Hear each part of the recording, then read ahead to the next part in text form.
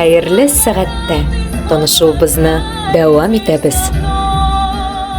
Sizning tilaklaringiz mening ilhom negizi. Har bayram için men unikal programma hazırlayım. Personallashtirilgan interaktivlardan olib, sizga o'xshagan repertuarga qadar. Yangi tanishuvlar ham biz birga borliqqa keltirgan is-ketkish atmosferani yaratam.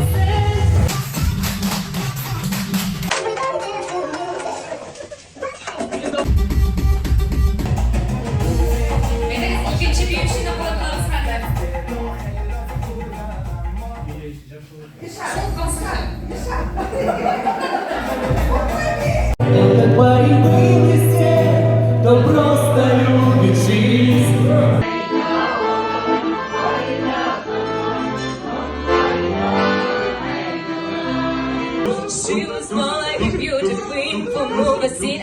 I said, don't mind that you wanna me. Сахар жженый. Ага. Что с ним делают, с этим шугарингом?